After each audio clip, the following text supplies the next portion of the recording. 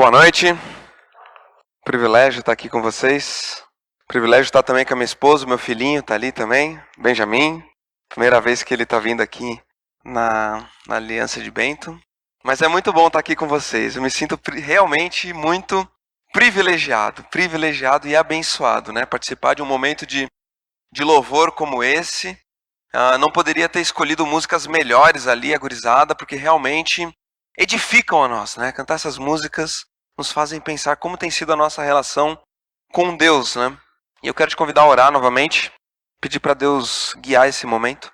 Nosso Pai, nos guia agora, ó Deus, ao abrir a Tua palavra, que possamos realmente ser edificados em tudo, ó Pai, que vai acontecer aqui nessa noite. Ajuda a minha vida a falar aquilo que Tu queres que seja dito e ajude ao coração de cada um que está aqui a começar em mim, ó Pai, que a nossa mente esteja aberta e concentrada naquilo que o Senhor tem a nos falar, ó Pai. Eu te agradeço por tudo, pelo privilégio de estar aqui, Deus. Em nome de Jesus, amém. Então, você lembra qual que é o tema da Bienal? Quem lembra? Qual que é? Não, vamos falar junto, né? Relacionamento, muito bem. Vai acontecer quando a Bienal? 10 e 11 de novembro, muito bem, está chegando o relacionamento. E hoje eu tenho o desafio de falar sobre esse tema, sobre relacionamento. A gente fez uma programação de alguns temas, né? E eu estava pensando a respeito desse assunto, relacionamento, e é só um dos assuntos mais difíceis que tem, né? Porque relacionamento com as pessoas é um dos aspectos mais desafiador da vida, né? Porque pessoas têm sentimentos, as pessoas, nós não temos controle sobre elas, mesmo que algumas vezes a gente acha que consegue controlar o outro, mas essa falta de controle sobre o outro é uma bênção, mas ao mesmo tempo esbarramos nas dificuldades de relacionamento. E é muito legal pensar que a gente vai ter a oportunidade de nos aprofundar nesse assunto de uma maneira tão intensa durante o período da Bienal. A Bienal, para aqueles que não sabem, provavelmente vocês estão bem por dentro, é quando todas as alianças se juntam, né? As alianças bíblicas se juntam para poder talvez rever uns aos outros e edificarmos juntos o nosso corpo, né? Vem até gente lá de Santos, que faz parte da aliança bíblica de Santos também. E quando eu olho para as alianças bíblicas, eu sou apaixonado pelo nosso formato de ser, sabe? Me sinto privilegiado de estar aqui também participando da Aliança de Bento. Não posso estar aqui todos os finais de semana, afinal de contas nós somos de Caxias. Mas existe um aspecto aqui em Bento que eu gosto muito, assim, que é uma excelência em tudo o que é feito. Isso eu acho sensacional. O próprio formato de não ter um obreiro de tempo integral já é um diferencial da Aliança de Bento. O fato também, eu acho muito bacana também a estrutura que nós temos aqui, uma estrutura física, né? Um espaço muito adequado. Arrisco dizer que dentre todas as alianças é o espaço mais adequado de todas elas. Tecnologia, se a gente fugir dessa parte de estrutura física também, temos excelentes pessoas envolvidas no louvor também. Eu escuto a gurizada tocar e, olha, são verdadeiros artistas tocando, sabe? Pessoas, assim, muito capacitadas para isso, né? Temos o grupo Célula, temos o discipulado, são aspectos sensacionais da nossa comunidade. Os pregadores, né? Pessoas boas que falam. Alguns, às vezes, vêm de Caxias e tem que considerar um pouco, né? Mas, em geral, o pessoal é muito bacana. Pregações voltadas para a palavra. E quando eu olho para a igreja de Bento, eu vejo uma igreja de muito potencial. Uma igreja repleta de dons e de talentos.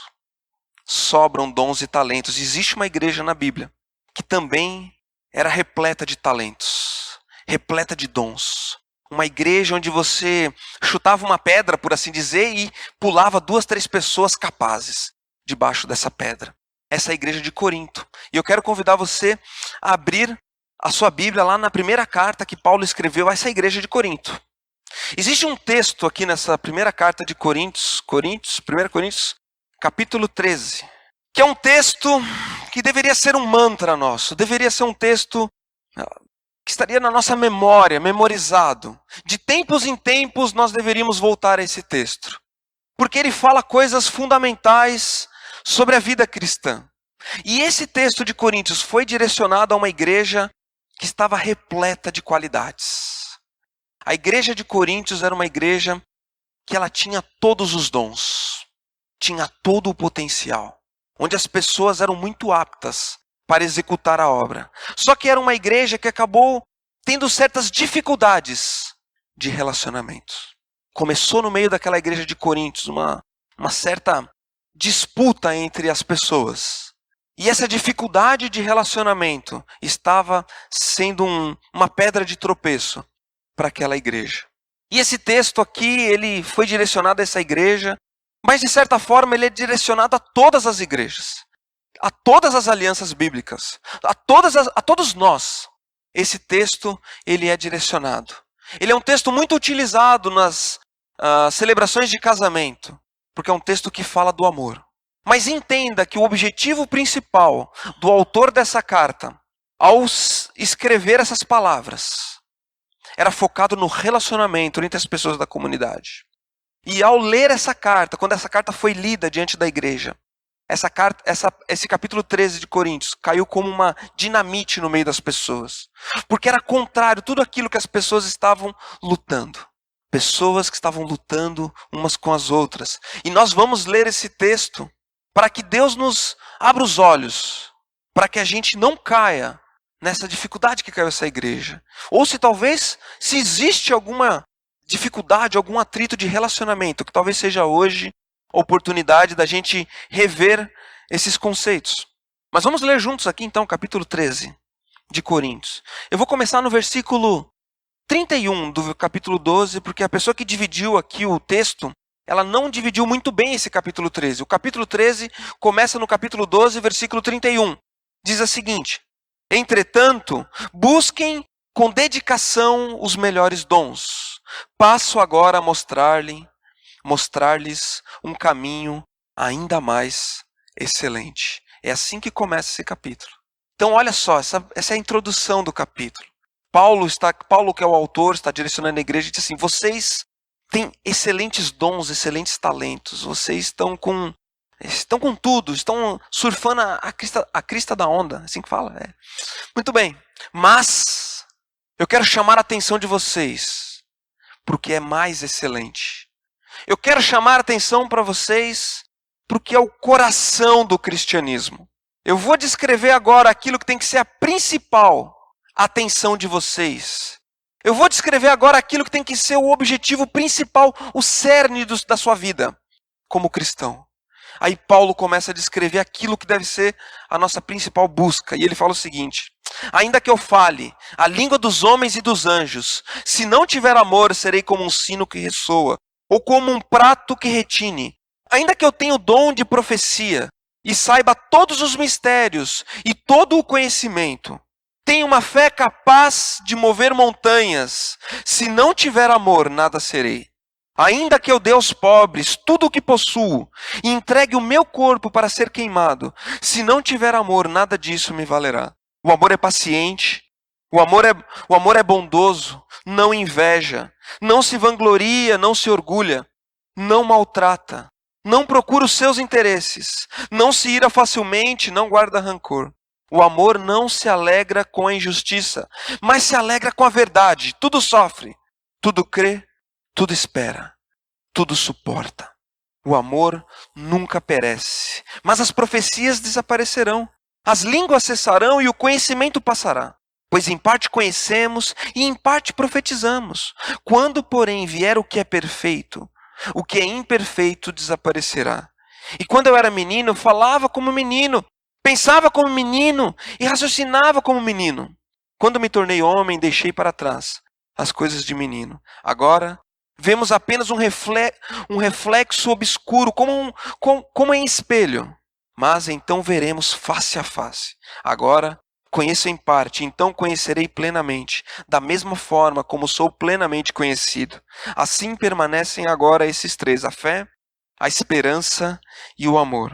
E o maior deles, porém, é o amor. Quando nós falamos de relacionamento, automaticamente temos que falar de amor. Não existe um relacionamento verdadeiro se amor não estiver em jogo. É muito mais do que um simples convívio. É muito mais do que você ser obrigado a conviver com uma pessoa. É muito mais do que você simplesmente suportar uma pessoa. O amor é o estágio mais da essência do relacionamento. Amar as pessoas, amar o outro. E sabe qual é o problema de amar o outro?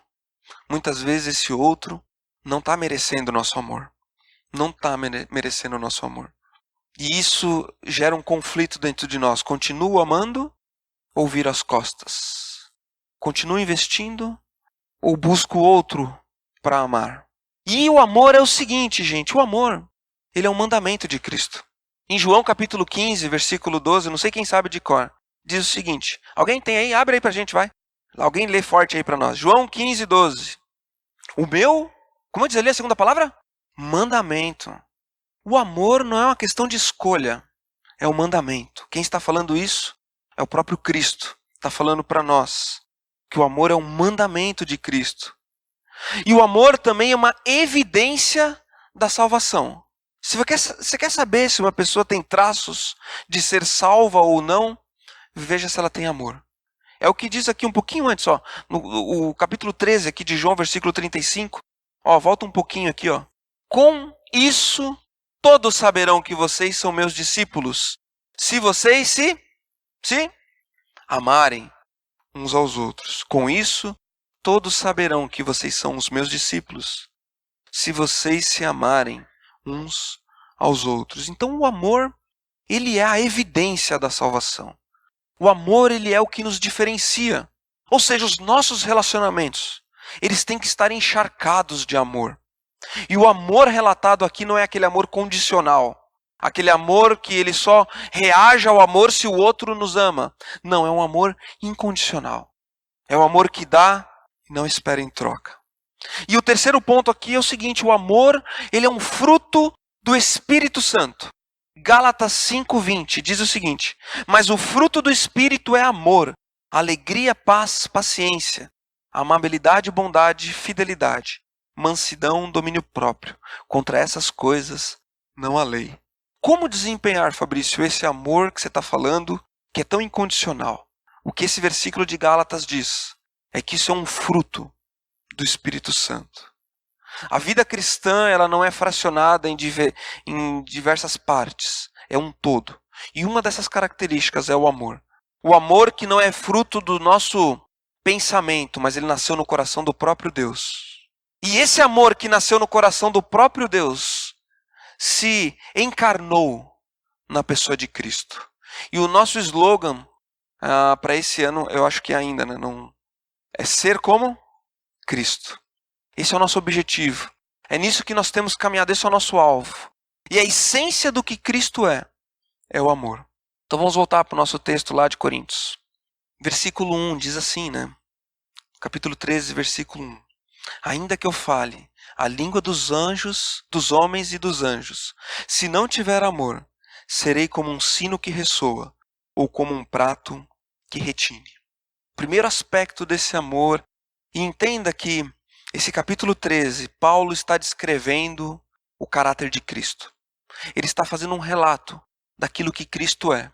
E colocando Cristo diante de nós como um modelo a ser seguido pelo poder do Espírito Santo.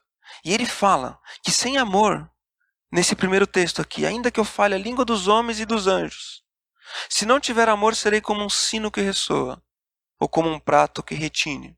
Sem amor, você tem que entender aqui que esse símbolo do prato que retine, do sino que soa, naquele contexto social era o seguinte. Havia na cidade de Corinto adoração a diversos deuses, tá bom? E um dos rituais de adoração que havia ali era você ficar tocando um sino, um badalar de um sino pela cidade. E um sino ou um prato, que eles ficavam batendo um prato. E o que acontece? Os sacerdotes desses deuses, eles ficavam tocando aquele sino e aquele sino começava a incomodar as pessoas. Ele era um sino, o que significava, né, para espantar os demônios, né, espantar os espíritos, mas a pessoa ficava tocando aquele sino.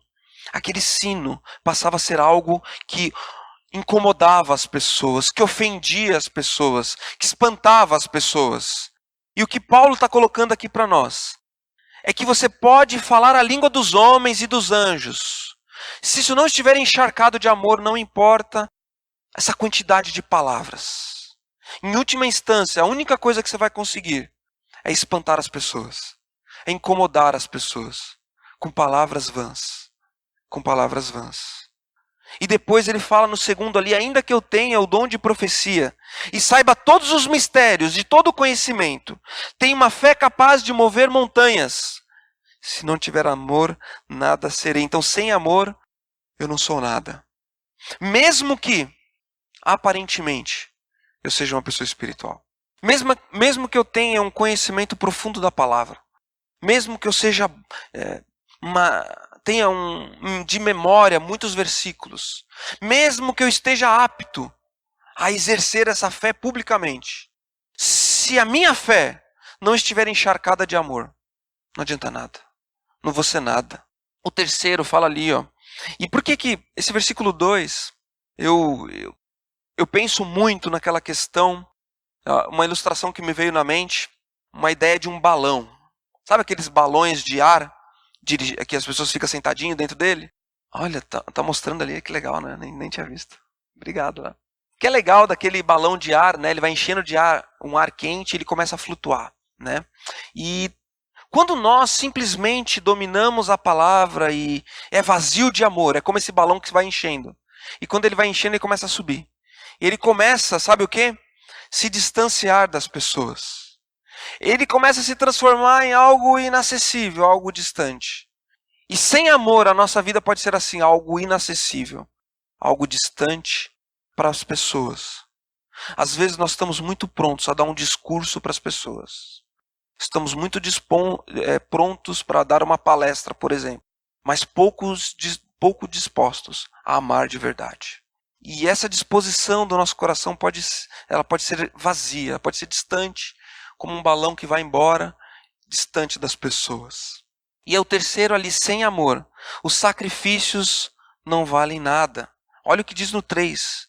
Ainda que eu dê aos pobres tudo o que possuo e entregue o meu corpo para ser queimado, se não tiver amor, nada disso me valerá. Sem amor, os sacrifícios não valem de nada. Olha só o que essa pessoa aqui, ó, deu tudo o que possuía aos pobres. Pensa que generosidade. Desfazer dos seus bens aos pobres.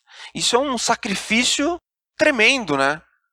Mesmo que eu entregue o meu corpo para ser queimado, mesmo que eu faça sacrifícios ao ponto de entregar minha vida pelos outros, se não tiver amor, não adianta nada.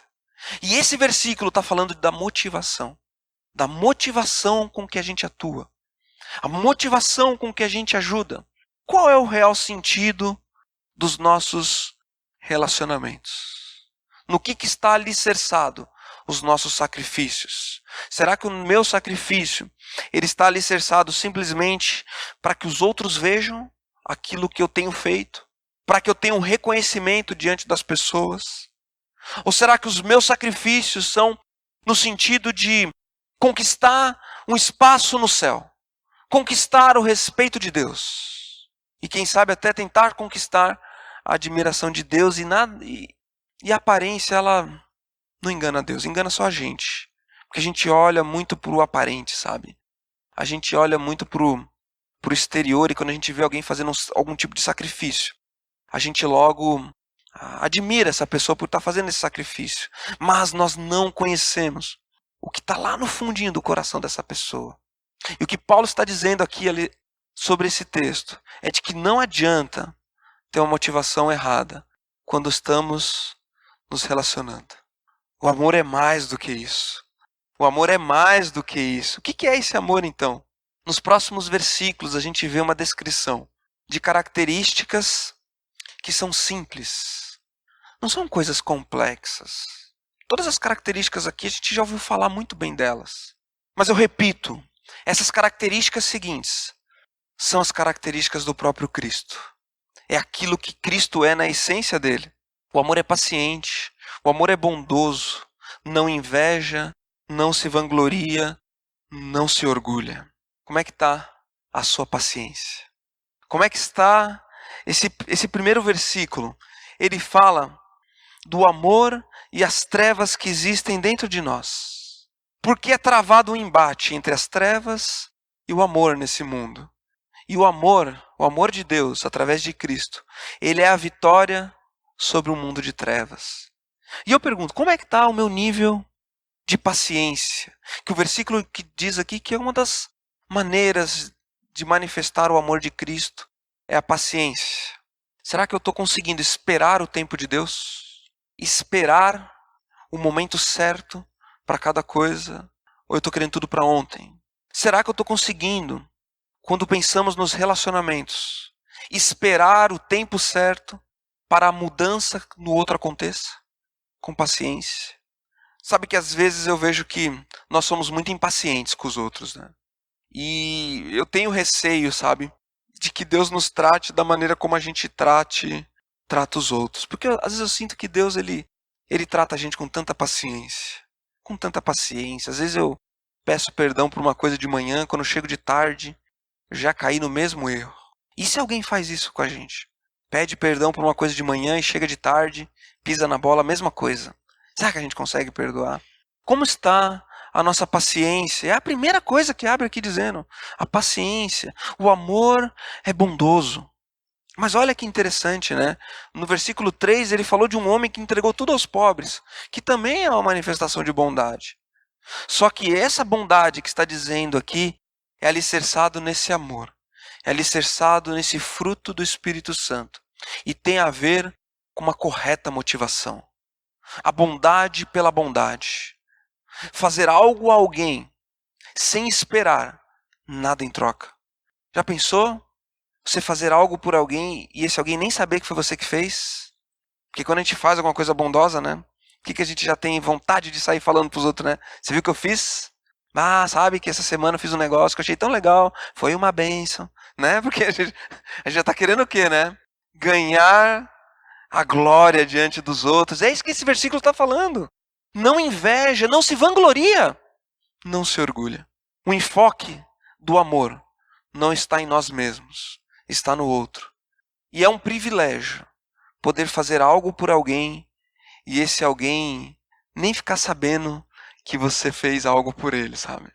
Eu tive um privilégio de poder ajudar uma pessoa uma vez, que foi muito legal, uma experiência bacana. Eu estava num grupo de oração e a pessoa falou assim que estava com uma dificuldade, que ela estava precisando de um relógio.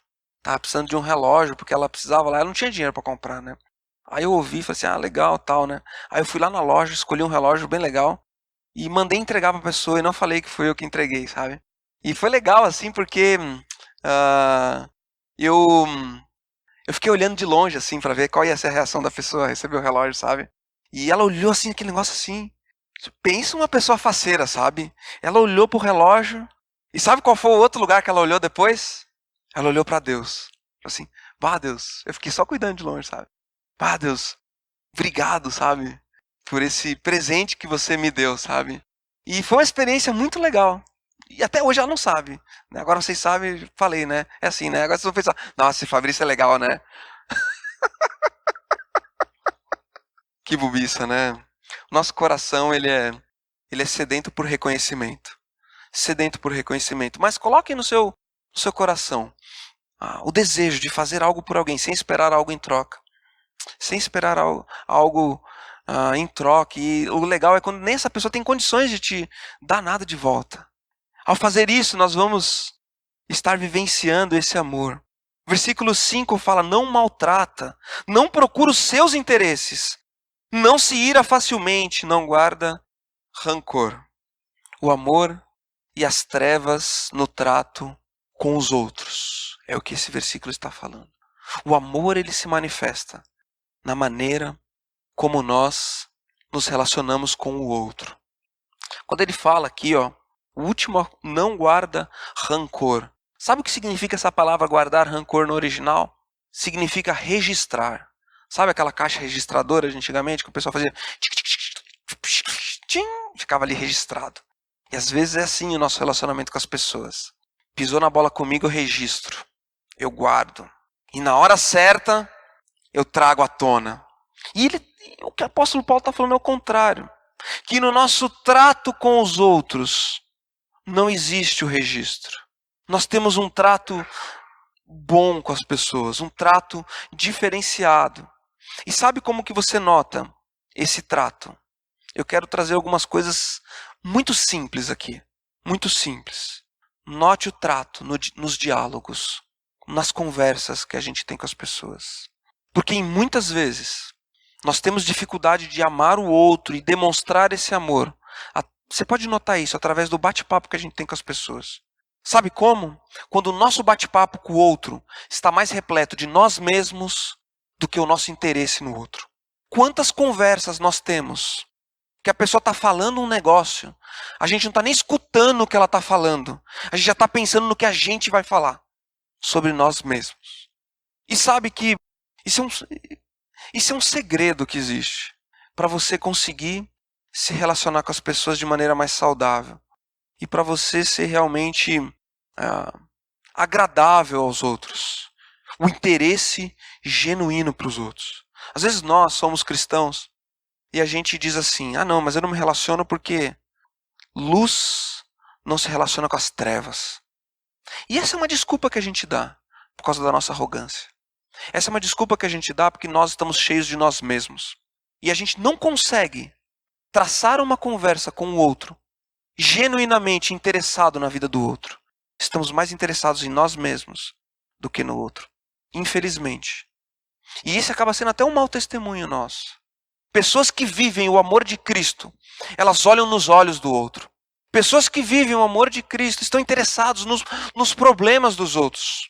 Nos diálogos isso fica evidente. Quando você conversa com alguém, você lembra do nome da pessoa. A gente esquece com muita facilidade. É difícil para mim, eu esqueço o nome de todo mundo.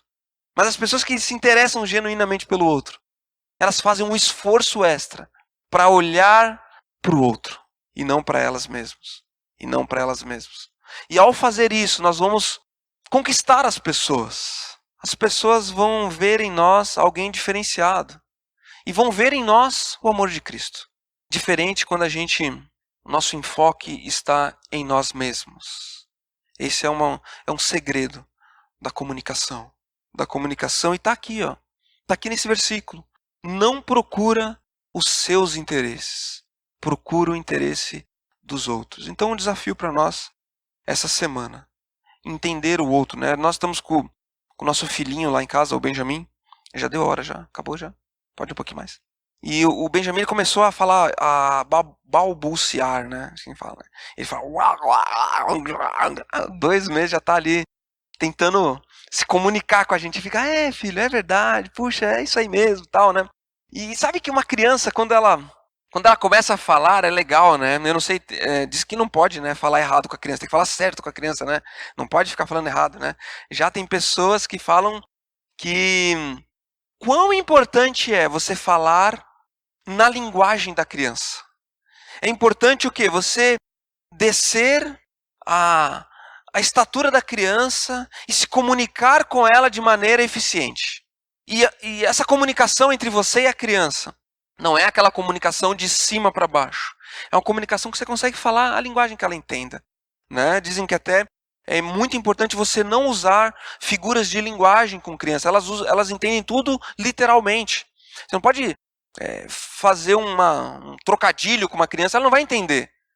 O quão importante é o adulto entender as dinâmicas da mente de uma criança para conseguir se relacionar com ela. Agora vamos trazer para a nossa vida prática. Quão importante nós entendermos a dinâmica da mente do outro para conseguir comunicar-se com ele. Quão importante é a gente entender quais são as necessidades do outro. Quais são as dinâmicas que tem na família do outro. Por que o outro reage dessa forma? Quais são os problemas que ele está enfrentando? E quando a gente faz essa leitura do outro, a nossa comunicação ela se torna mais eficiente. E, consequentemente, o nosso relacionamento fica mais saudável com o outro. E a gente consegue demonstrar Cristo para a vida do outro. Diferente de eu olhar assim para o outro e fazer aquela leitura de quem o outro é, né? E olhar à distância e tentar impor os meus pensamentos da maneira que eu penso em cima do outro. Muito importante isso. E o terceiro aqui, para a gente correr um pouquinho mais o sexto, o amor não se alegra com a injustiça, mas se alegra com a verdade. É isso que diz aqui o texto. Não se alegra com a injustiça, mas se alegra com a verdade. Com que nós temos nos alegrado? Com a justiça ou com a verdade? Jair Bolsonaro tomou uma facada. Mais do que certo ou errado, eu me pergunto, qual o efeito que essa informação chega ao nosso coração? Como nós lidamos com essa informação? Isso é algo que nos alegra ou é algo que nos entristece? Lula foi preso. Será que nós nos alegramos ou nos entristecemos com essa informação? E o convite aqui, nesse versículo, é nós termos pensamentos de paz e não de mal. Muito mais do que se alegrar ou se entristecer, é olhar para o mundo caído com misericórdia e amor e pensar, puxa vida, vamos ter misericórdia das pessoas, né? Porque diz assim que não se alegra com a injustiça. Às vezes a gente quer fazer a nossa justiça, né, em primeira mão, né? E o versículo nos chama ao contrário. Não se alegra com a justiça, mas se alegra com a verdade. Que a verdade seja celebrada. E que a desgraça alheia muitas vezes não seja motivo de alegria que a gente coloca na nossa mesa. Às vezes o outro caiu e a gente se alegra porque o outro caiu. Mas quando uma pessoa cai, nós devemos olhar para essa pessoa com um olhar de misericórdia e pedir que Deus transforme a vida dela. Não simplesmente entrar numa roda onde a gente fala, se eu estivesse lá eu faria pior. Se eu estivesse lá eu faria 2 vezes o que foi feito. Esse é o chamado do amor, meus queridos. E depois aqui, a partir do versículo 7, 8, ele começa a descrever um pouco daquilo que é a essência do cristianismo e apontar um pouco para aquilo que será a nossa vida eterna. E ele diz que há de vir o que é perfeito. Alguns estudiosos desse texto diz que o que há de vir que é perfeito é a vinda de Cristo. Outros dizem que o que há de vir é perfeito é a instituição da Bíblia. E outros ainda dizem que é a segunda vinda de Cristo. Mas o detalhe, independente de qual desses fatos caracterize aqui esse aspecto que é colocado, né, de que o que há de vir, é o que se resume no último capítulo, no último versículo, aqui no versículo 13, diz o seguinte: agora permanecem esses 3, a fé, a esperança e o amor. Mas o maior deles, porém, é o amor. A fé que nós temos na vinda de Cristo, a esperança que nós temos na nossa morte e ressurreição. A fé e a esperança se concretizam. A fé é o que é? Quando a gente acredita naquilo que os nossos olhos não veem, não é isso? E a esperança é aquilo que a gente espera, aquilo que há de acontecer. Na hora que essas coisas acontecem, os nossos olhos veem. Concretizou-se a fé e a esperança. Mas o amor, o amor ele começa aqui e ele cresce por toda a eternidade. O amor não finda. Os relacionamentos que a gente está desenvolvendo aqui não se iludem, eles vão durar eternamente. E o amor que pode ser, talvez aqui nessa terra, rabiscado de uma maneira às vezes mal intencionada, às vezes a gente acerta, às vezes a gente erra nos nossos relacionamentos, às vezes a gente tem que pedir perdão, às vezes a gente está tentando se relacionar de uma maneira saudável, mas a gente erra. Esse nosso amor, que é um reflexo do amor perfeito de Cristo, se concretizará em sua essência no momento em que nós fomos glorificados, que Cristo voltar ou que a gente morrer e nos encontrarmos com Ele na glória. Que a palavra de Deus diz que nossos corpos serão transformados. Serão transformados. E se existe algo que nós devemos buscar, é o amor. Que a nossa igreja, que a Aliança Bíblica de Bento, tenha o amor na sua essência. Tenha o amor nas suas bases, muito mais do que uma estrutura física, muito mais do que os muitos dons e talentos que abundam aqui entre nós, mas que o amor seja a nossa essência. Vamos orar? Feche os teus olhos. Pai, obrigado a Deus por esse texto, que é um texto tão lindo, ó Pai, tão profundo, que revela aspectos de Cristo, que traz à nossa mente dificuldades que talvez nós temos, ó Pai, sendo cristãos, ó Pai, de relacionamento, ó Pai, olhar para o outro, amar sem esperar nada em troca, E Deus, me ajuda, ó Pai, nesse processo. Ajuda cada um que está aqui também, Deus. Que possamos realmente, ó Pai, amar, nos deixar ser amados uns pelos outros também. E Deus, eu quero pedir, ó Pai, que se alguém aqui hoje está com alguma dificuldade de relacionamento com alguém, Pai, alguém que está entalado na garganta de outra pessoa, pedimos, ó Deus, que seja um momento de restauração, que essa pessoa hoje possa colocar esse desafio, ó Pai, de buscar, ó Pai, conversar, dialogar essa semana, perdoar, pedir perdão, e que o amor seja a nossa marca, Deus. Nos abençoe e guarda, Pai. Em nome de Cristo que eu oro nessa noite. Amém.